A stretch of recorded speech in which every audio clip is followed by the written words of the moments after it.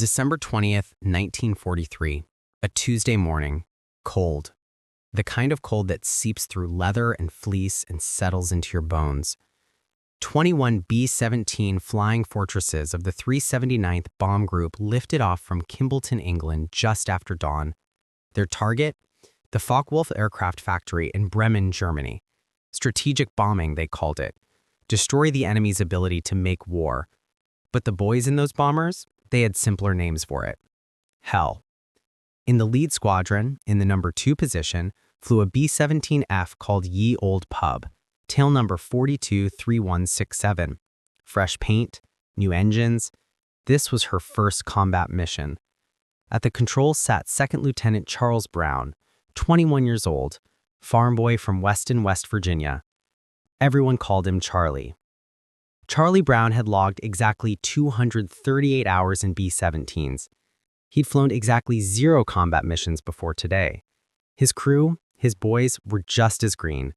They'd trained together stateside, crossed the Atlantic together, waited for this day together. Now they were flying into the most heavily defended airspace in Hitler's Europe. 400 miles, deep penetration. Every mile taking them farther from the English coast, farther from safety, deeper into a sky filled with German fighters and 88mm flak that could tear a bomber in half. They were boys, and they were about to learn what war actually means. This is the story your father never told you. Not because it didn't matter, because it mattered too much. This is the story of a mission that went to hell, of a crew that should have died, and of the enemy pilot who broke every rule of war to save them. This is Foxhole Chronicles. The bomber stream pressed on toward Bremen. 20,000 feet below, the German countryside passed in a patchwork of frozen fields and snow-dusted forests. From up here, it looked peaceful, beautiful even. You couldn't see the war from this altitude, but the war could see you. German radar operators had tracked them since they crossed the Dutch coast. Luftwaffe fighter controllers were already scrambling squadrons. Focke-Wulf 190s, Messerschmitt 109s, some of the best pilots in the world flying some of the deadliest fighters ever built. The Americans knew they were coming. They always came. Inside Ye Olde Pub, Charlie Brown held formation. Stick and rudder, throttles, keeping his wingtip exactly where it needed to be, tucked in tight with the rest of the squadron. In formation, you had protection. Overlapping fields of fire from 50 caliber machine guns. A German fighter attacking one bomber had to face the guns of 6 others. But if you fell out of formation, if engine trouble or battle damage knocked you out of the protective box, you were alone. And alone, you were dead. Charlie's co-pilot, Second Lieutenant Spencer Pinky Luke, scanned the sky through his side window. Nothing yet. Just contrails from the other bombers, white lines scratched across the blue. In the radio compartment, Staff Sergeant Richard Pachute hunched over his radio set. Static hissed in his headphones. He monitored the command frequency, waiting for orders, listening for distress calls from other planes. The waist gunners, Staff Sergeant Alex Yalesko and Staff Sergeant Samuel Blackford, stood at their open gun ports, 50 caliber Brownings loaded and ready. Wind screamed through the openings. Ice crystals formed on their oxygen masks. The cold was relentless. It numbed your fingers until you couldn't feel the trigger. It froze the moisture in your breath until ice caked your mask. Men had suffocated when their oxygen hoses froze solid. And still, they flew deeper into Germany. At 10:30 in the morning, they reached the initial point, the IP, the start of the bomb run. From here, no evasive action, straight and level. The bombardier needed steady flight to line up his Norden bomb sight. So for the next 12 minutes, Charlie Brown and every other pilot in the formation had to hold course and altitude while German flak batteries below threw up a curtain of steel. They called it Flak Alley. The first burst appeared off the left wing, a black puff of smoke where an 88mm shell exploded. Then another, then dozens, hundreds. The sky filled with black smoke and the sharp crack of detonations. A piece of shrapnel punched through the fuselage 3 feet behind Charlie's seat. Another fragment ripped through the wing, missing the fuel tank by inches. "Flak!" someone shouted on the intercom. Unnecessary. Everyone could see it. Everyone could feel it, the plane shuddering with each near miss. Ahead, a B-17 from another group took a direct hit. The entire tail section separated. The bomber nosed over and fell, spinning, trailing smoke and debris. No parachutes. Charlie's mouth dried. "Bomb bay doors open," the bombardier called. The doors beneath the plane swung down, increasing drag, slowing them down, making them an even better target. In the nose, the bombardier, Second Lieutenant Al-Sadak, hunched over his bomb sight. He had control of the plane now. The automatic pilot was slaved to the bomb sight. His job was to put the bombs exactly on target. The plane bucked and yawed in the turbulence of exploding shells. "Steady!" Sadak called. "Steady!" More flak. Closer now. The smell of cordite seeped into the cockpit, burned gunpowder and hot metal. "Bombs away!" The plane lurched upward as 6,000 pounds of high explosive dropped free. The bomb bay doors closed. Charlie grabbed the controls back from the autopilot and started the turn away from the target. They'd done their job.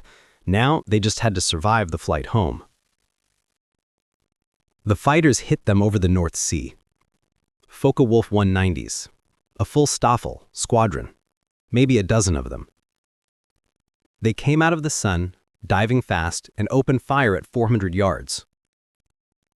20mm cannon shells and 13mm machine gun rounds ripped through the formation. A B-17 on Charlie's left wing exploded. Just exploded. 1 second it was there, the next it was an expanding ball of orange flame and black smoke. Pieces of wing and fuselage tumbled past, no survivors. "Fighters! 10 o'clock high!" The top turret gunner, Staff Sergeant Bertrand Colomb, screamed into the intercom. The waist gunners opened fire. The ball turret gunner, Staff Sergeant Hugh Eckenrode, Eckie was the navigator. The ball turret gunner was Staff Sergeant Samuel Barrows. He swung his twin 50s around, tracking a 19 as it flashed past. Tracers crisscrossed the sky. Spent shell casings clattered on the floor. A Focke-Wulf came in head-on at Olde Pub, nose guns winking. Charlie saw the pilot's face for just an instant. Leather helmet, oxygen mask, eyes hidden behind goggles. Then the fighter was past, and the world came apart. Cannon shells walked up the nose of the bomber. One punched through the plexiglass in front of the bombardier. The shell didn't explode, it just passed through the bombardier compartment, through the bulkhead behind, and out the side of the fuselage. But the fragments of plexiglass did explode, inward, razor-sharp shards moving at supersonic speed. Staff Sergeant Hugh Eckenrode, the navigator, was crouched over his map table. The plexiglass hit him like a shotgun blast. Blood sprayed across the compartment. "Eckie's hit!" the bombardier screamed. "He's hit bad!" Another fighter came in from the side, more cannon fire. The No. 3 engine took a direct hit. Oil pressure dropped to 0. The propeller windmilled, useless. Charlie feathered it, shut it down before it tore itself apart. 3 engines now. They could still fly on 3. Then the No. 4 engine started losing power. A fuel line hit maybe, or the supercharger damaged, RPMs dropping, oil temperature climbing. Charlie pushed the throttles forward, trying to keep up with the formation, but Olde Pub was slowing, falling back. The other bombers pulled ahead. Their engines were good. They were undamaged. They held formation. And Olde Pub fell behind. "Fighters coming around again," the tail gunner called. Pinky Blackie. Red-haired kid from Alabama. He was alone back there, in the tail. Nothing but a thin sheet of aluminum and plexiglass between him and the attackers. Another Focke-Wulf made its pass. Cannon shells stitched across the tail section. The entire plane shuddered. "Tail gunner," Charlie called. "Blackie, you okay back there?" No answer. "Blackie, report." Nothing. Just the hiss of the intercom. Staff Sergeant Hugh Pinky Blackie, was 20 years old. He grew up in Birmingham, joined the Army Air Force because he wanted to fly, even if it was in the back of a bomber instead of the cockpit. The cannon shell hit his oxygen system. Not him, just the system. But at 27,000 feet, without oxygen, you have about 15 seconds before you pass out. Maybe Pinky tried to grab his bailout bottle, the emergency oxygen. Maybe he fumbled with frozen fingers and couldn't get it connected. Maybe he just didn't have time. He slumped over his guns. The temperature in the tail was 58 degrees below zero. Pinky Blackie froze to death at his post, still strapped into his seat, still gripping the handles of his guns. He never fired a shot. Charlie didn't know Pinky was dead. Not yet. He was too busy trying to keep the plane in the air. The number 4 engine was smoking now. Oil streamed back over the wing. He shut it down, feathered the prop. 2 engines. You could fly a B-17 on 2 engines. Barely. Couldn't hold altitude, but you could stay airborne, get back to England. Maybe. But they'd fallen miles behind the formation now. The other bombers were distant specks against the horizon, and the fighters were still out there. "Fighters, 12 o'clock level!" someone shouted. 3 Focke-Wulfs coming straight at them. The nose guns opened up. 50 caliber tracers reached out, but the German fighters kept coming, and their guns were bigger. The whole nose of the plane lit up with impacts. Cannon shells and machine gun bullets, hundreds of them. The plexiglass nose cone shattered. Wind roared in at 200 miles per hour. Charts and maps and pieces of equipment went flying. In the navigator's compartment, Hugh Eckenrode was still alive. Barely. He was on his knees, blood soaking through his flight suit, trying to plug the holes in the plexiglass with whatever he could find. The bombardier, Al-Sadak, grabbed him, tried to help him. There was so much blood. Another fighter came in from the side. This time, the cockpit took the hits. Charlie Brown felt something punch him in the shoulder. Not hard, just a shove, like someone had pushed him. He looked down. His leather jacket was torn. Blood was spreading across his chest. He'd been hit. Not bad, not critical, but he'd been hit. Beside him, co-pilot Pinky Luke grabbed the controls. I got it! But the plane was barely responding. The hydraulics were shot. The flight controls were damaged. It took both of them on the yoke just to keep the nose level. Behind them, in the radio compartment, Richard Petchout was on the floor. Shrapnel had torn through the compartment. His radio was destroyed. The electrical system was shorting out. Smoke filled the narrow space. The waist gunners were firing continuously now. Empty brass casings ankle-deep on the floor. The barrel of Alex Yelisenko's gun was so hot it was glowing red. And still, the fighters came. You need to understand something about bomber crews. They trained together, flew together, lived together. 10 men who became brothers. The pilot trusted the navigator to get them to the target and back. The navigator trusted the radio operator to relay course corrections. The gunners trusted each other to cover their sectors. Everyone trusted the pilot to get them home. That trust was absolute. It had to be. At 27,000 feet over enemy territory, trust was the only thing keeping you alive. Charlie Brown had known his crew for 8 months. He'd trained with them in Texas, Nebraska, Florida. He'd crossed the Atlantic with them. He'd spent his 21st birthday with them in a bar in England, all of them drinking warm beer and wondering when their number would come up.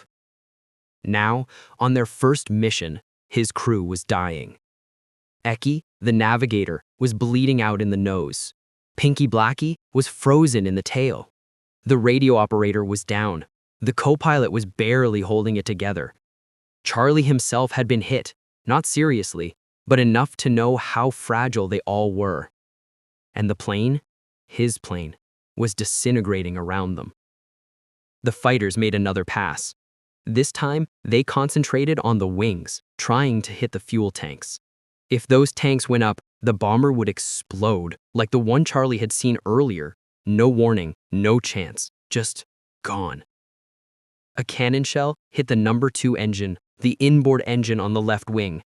The engine didn't quit, but it started running rough. Vibrations shook the entire airframe. Charlie looked at his instrument panel. Half the gauges were dead, shattered. The altimeter still worked. They dropped to 15,000 feet. The airspeed indicator, 140 miles per hour. Too slow, just above stalling speed. The compass was spinning, useless. He didn't know which direction was England, didn't know where he was. The navigator was dying. The maps were gone. The radio was destroyed. And the fighters were lining up for another run. Second Lieutenant Charles Brown, 21 years old, farm boy from West Virginia, made a decision. He was going to get his boys home. However many were left, whatever it took, he was going to get them home. 80 miles away, at Jever Airfield in northwest Germany, Oberleutnant Franz Stigler climbed out of his Messerschmitt Bf-109. He pulled off his leather helmet, ran a hand through sweat-soaked hair, listened to the mechanics already swarming over his fighter, checking for damage, refueling, rearming. He'd been airborne for 40 minutes, intercepted a formation of B-17s heading back toward England, shot one down, confirmed kill, damaged another. His 28th victory. 2 more and he'd earn the Knight's Cross, the highest honor a German pilot could receive. Only the best of the best wore the Knight's Cross at their throat. Franz Stigler was 27 years old, a veteran, an ace, a professional. And he was exhausted. He'd been flying combat missions since 1940, North Africa, Sicily, Italy, France, now Germany itself. 4 years of war, 4 years of watching friends die, 4 years of killing. The young pilots looked at him with something like awe. 28 kills, an ace of aces. They asked him for advice, for stories, for reassurance that they'd survived their first mission. Franz gave them what encouragement he could, but he knew the statistics. Most of them wouldn't see their 5th mission. The life expectancy of a Luftwaffe fighter pilot in late 1943 was measured in weeks.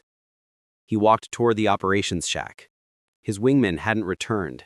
Shot down probably, or maybe mechanical failure forced him to land somewhere else. Either way, that was another name to cross off the list. Another empty bunk in the barracks. The operations officer met him at the door. "Stigler, get refueled and rearmed. Another formation is coming back. Cripples falling out of formation. Easy pickings." Easy pickings. That's what they called it. The wounded bombers that couldn't keep up with the formation. Sitting ducks. Defenseless. Easy pickings. Franz nodded, back toward his plane. You need to understand who Franz Stigler was. Not the propaganda version, not the Hollywood version, the real man. He was born in Regensburg, Bavaria, in 1915. His father had been a World War I fighter pilot, flew with Manfred von Richthofen's squadron, the Red Baron squadron. So Franz grew up with aviation in his blood. He learned to fly gliders as a teenager, got his pilot license at 20. Wanted to be a commercial pilot, but when war broke out, the Luftwaffe drafted him. He didn't have a choice. None of them did. His older brother August was a Luftwaffe bomber pilot. He was killed in 1940 when his Heinkel 111 was shot down by the Royal Air Force over England. Franz watched his mother receive the telegram, watched her collapse in grief. So Franz knew what it meant when a bomber went down. He knew there were mothers waiting at home, wives, children. He knew every plane he shot down meant another telegram, another family destroyed. But this was war. You didn't get to choose. You flew and you fought and you tried to survive. His commander, his mentor was Oberstlieutenant Gustav Rodel, one of the most respected pilots in the Luftwaffe, a man who believed in honor even in war. Rodel had pulled Franz aside once, early in his combat career. This was in North Africa, 1942. Rodel had said, "If I ever see or hear of you shooting at a man in a parachute, I will shoot you down myself." Franz never forgot that. A man in a parachute was helpless, defenseless, no longer a combatant. Shooting him wasn't combat. It was murder. Rodel taught him something else too. A pilot was responsible for his actions. Not the politicians, not the generals, the pilot. If you pulled the trigger, you owned what happens next. Franz had shot down 28 Allied aircraft. He'd killed men. He knew that. He carried it. But he'd never shot a man in a parachute, never strafed a grounded plane, never fired on an unarmed target. Because honor mattered. Even here. Even in this. Franz's Messerschmitt was ready. Fresh ammunition, full fuel tanks. The ground crew had patched a few bullet holes in the wings. Nothing serious. He climbed back into the cockpit, settled into the seat that had molded to his body over hundreds of hours, strapped in, checked the gauges. The engine caught on the second try. The Daimler-Benz DB605 engine, 12 cylinders, 1,500 horsepower. It roared to life with a sound like tearing metal. Franz let it warm up, watched the oil temperature climb, checked the gun sight. The ME-109 carried two 13mm machine guns in the nose and one 20mm cannon firing through the propeller hub. Enough firepower to destroy a 4-engine bomber with a single burst. The tower cleared him for takeoff. He released the brakes, rolled forward. The tail came up. Airspeed increasing. 60 miles per hour. 80. 100. The Messerschmitt lifted off. Landing gear retracted. Flaps up. He climbed to 10,000 feet, leveled off, scanned the sky. There, to the northwest, a single bomber, straggling, alone.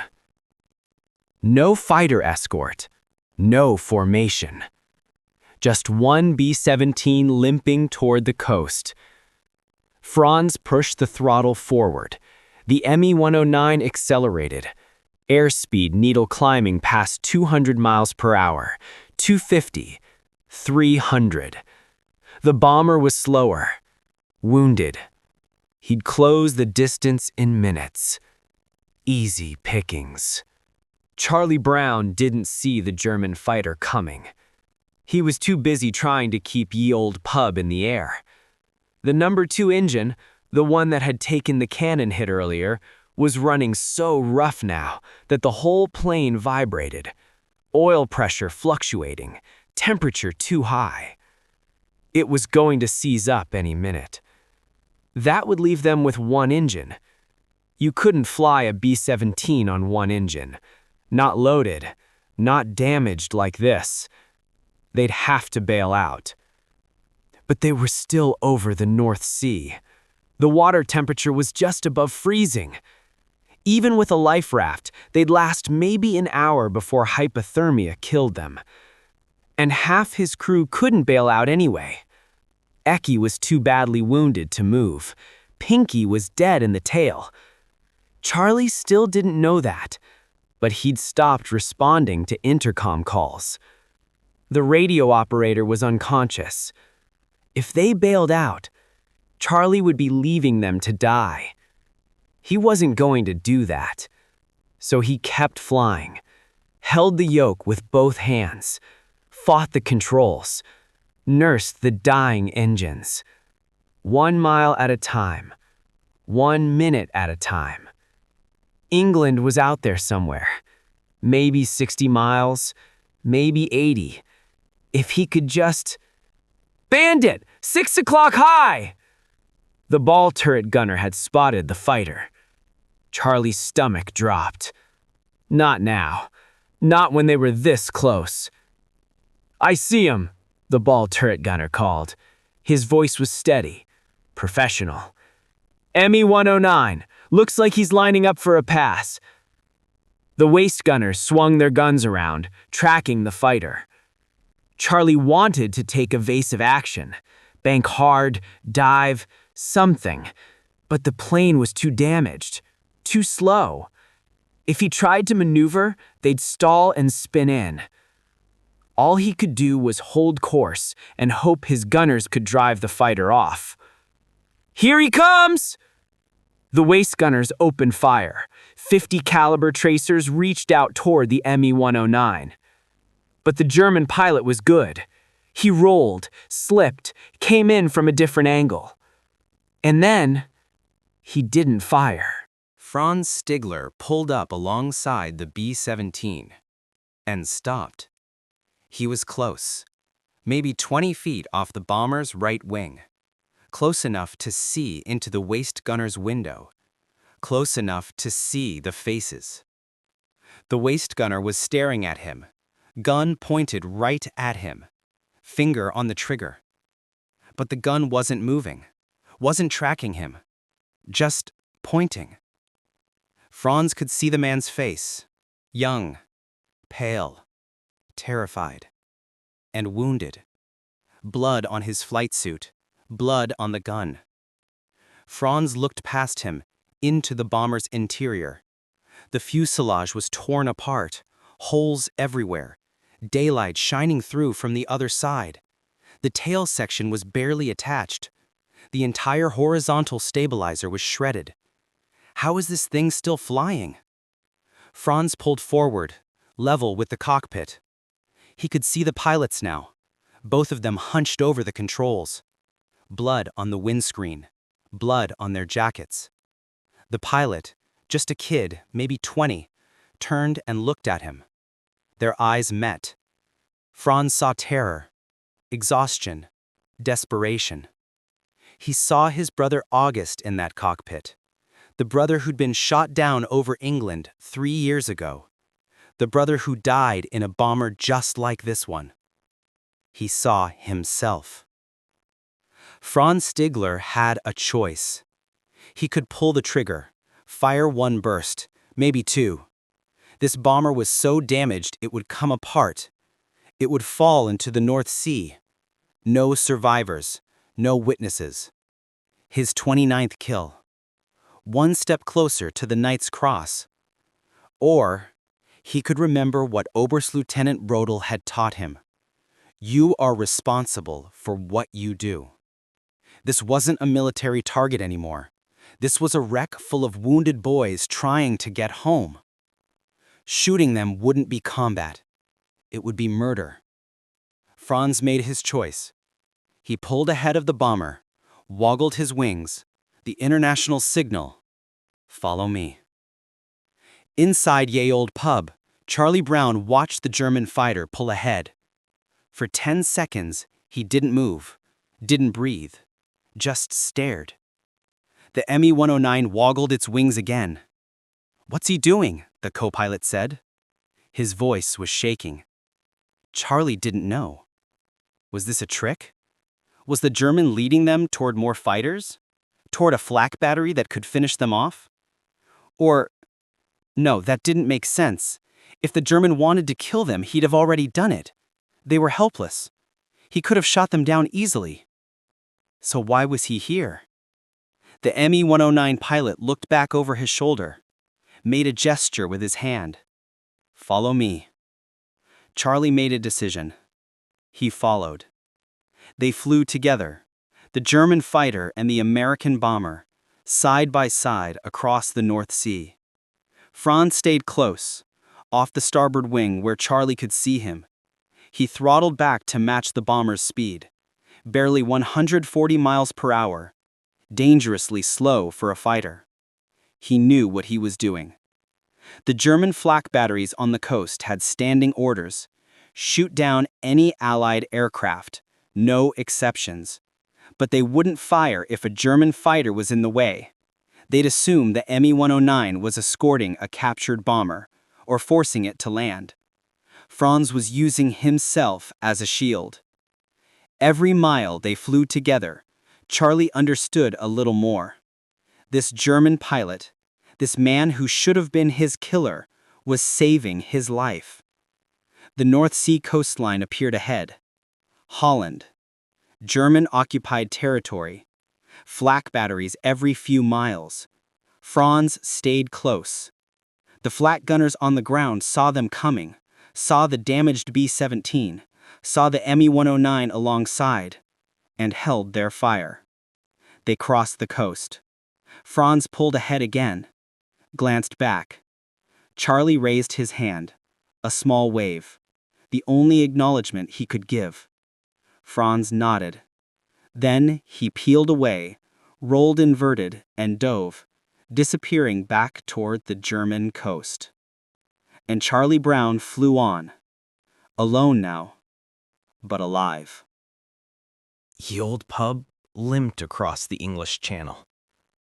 The No. 2 engine finally quit, seized solid, propeller frozen.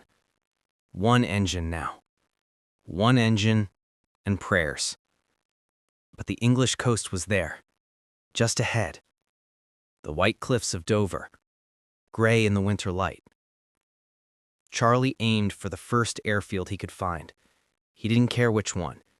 Didn't care if it was a bomber base or a fighter base or a training field.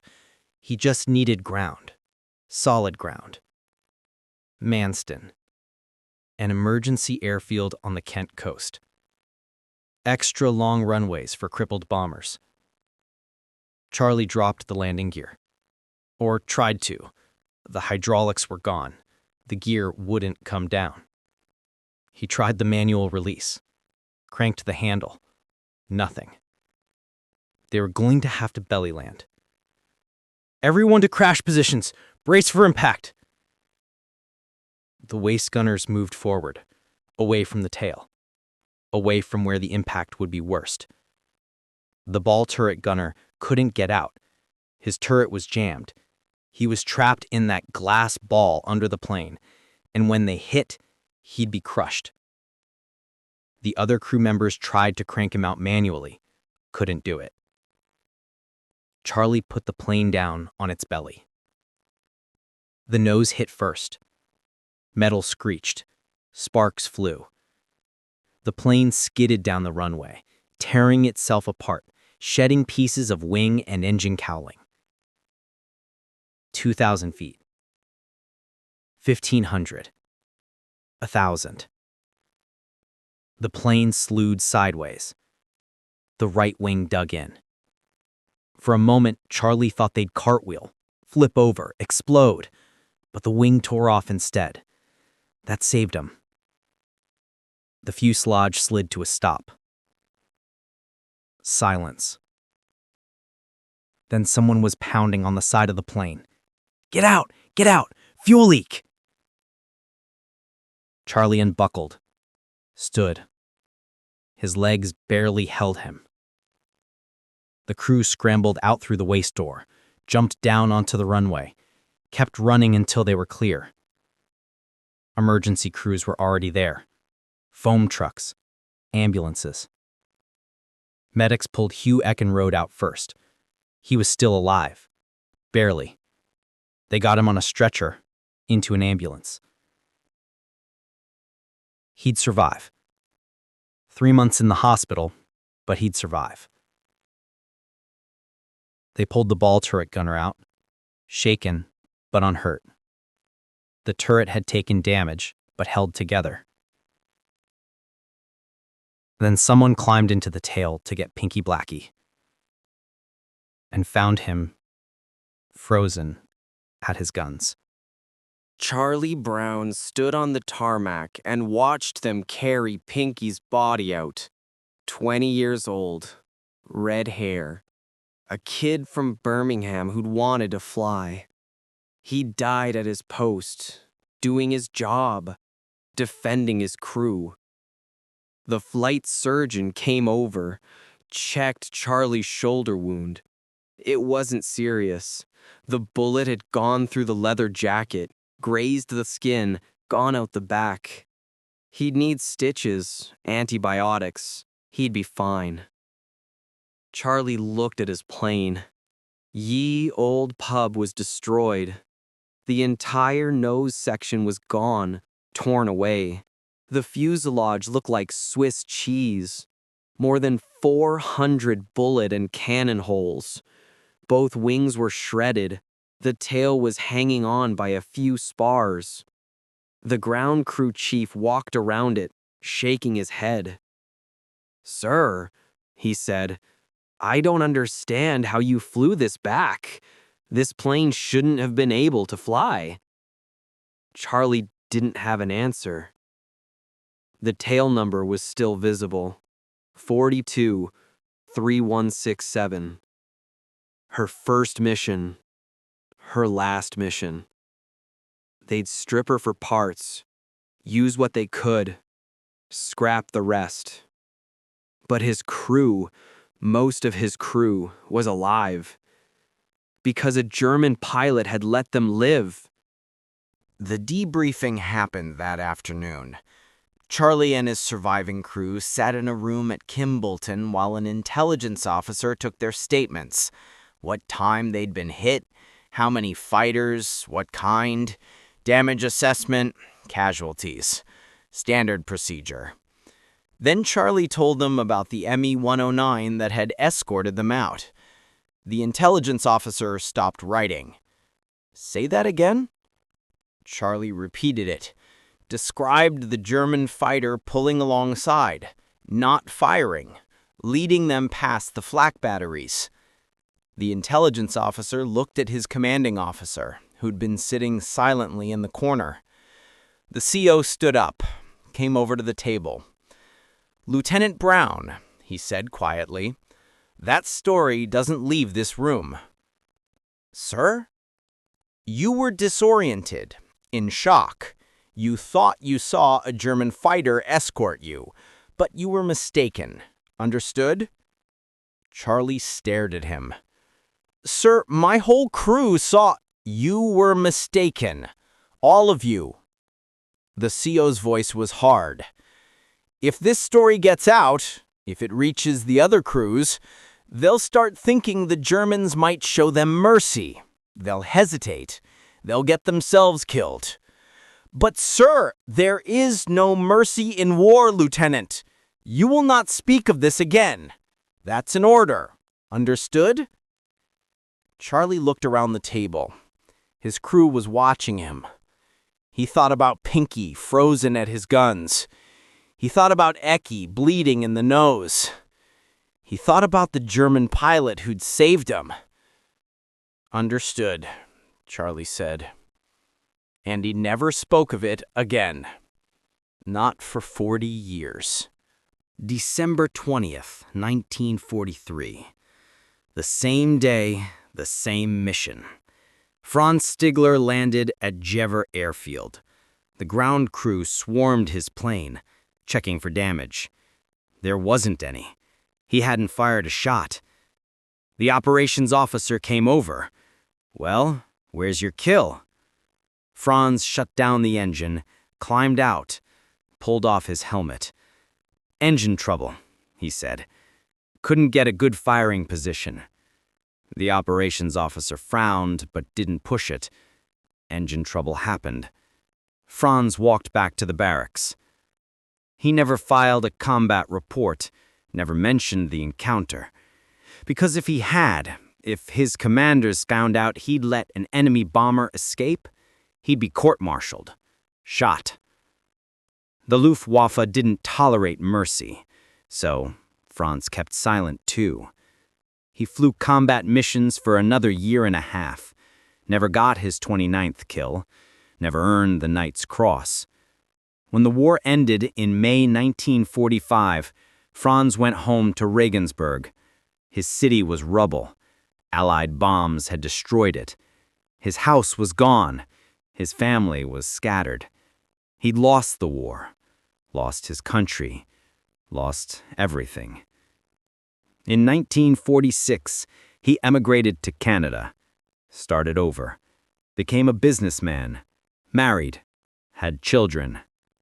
And he never told anyone about the B-17 he'd let go.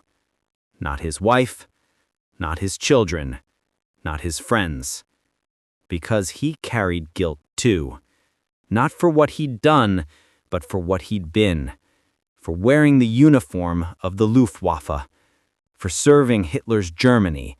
For being on the wrong side of history. Even though he'd chosen mercy when he could have chosen death. Charlie Brown came home from the war in 1945. He'd flown more missions after Bremen, 29 total, one short of the 30 required to complete his tour. His last mission, they were hit by flak over Berlin, shrapnel in the leg, Purple Heart. They sent him home.